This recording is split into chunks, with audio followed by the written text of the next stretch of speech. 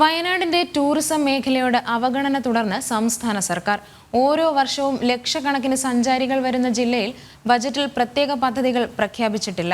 മറ്റു ജില്ലകൾക്ക് പ്രത്യേക പരിഗണന നൽകുമ്പോൾ വയനാടിനെ അവഗണിക്കുന്നതിന്റെ അമർഷത്തിലാണ് ജനങ്ങൾ.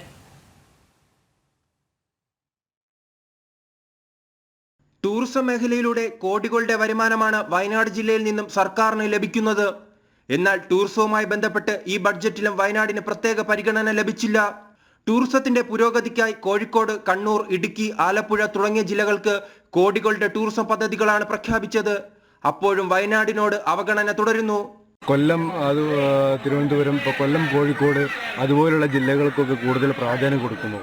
ഓൾ ഓവർ ദ വേൾഡ്, രാജ്യത്തിന്റെ പുറമെ out of country world famous ആയിട്ടുള്ള വയനാട് ടൂറിസത്തെ വികസിപ്പിക്കുന്നതിന് വേണ്ടി ഒരു ബഡ്ജറ്റിൽ ഒന്നും നീക്കി വെച്ചില്ല എന്ന് പറയുന്നത് വളരെയധികം നിരാശാജനകമാണ്.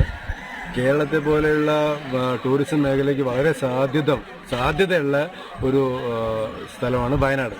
അപ്പോൾ വയനാടിന് കൂടുതൽ ഒരു കരുതൽ നൽകി വയനാടിനൊരു ടൂറിസം മേഖലയ്ക്ക് വേണ്ടി ബജറ്റിൽ നല്ലൊരു ബജറ്റ് സംഖ്യ മാറ്റിയിരുത്തി കൂടുതൽ വികസിപ്പിച്ചെടുക്കാൻ കേരള സർക്കാർ ഈ ബജറ്റിൽ ഒട്ടും ശ്രദ്ധിച്ചിട്ടില്ല എന്നുള്ളത് വളരെ സത്യമാണ്.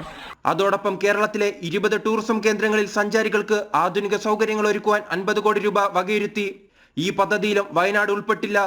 അതേസമയം ടൂറിസം അടിസ്ഥാന സൗകര്യ വികസനത്തിന് 15 കോടി രൂപ സംസ്ഥാനത്തിന് മൊത്തമായി അനുവദിച്ചു. ഇതിൽ നിന്നും ചെറിയ വിഹിതം കിട്ടുമെന്ന പ്രതീക്ഷയിലാണ് ജില്ലയിലെ ജനങ്ങൾ. ജനം, വയനാട്.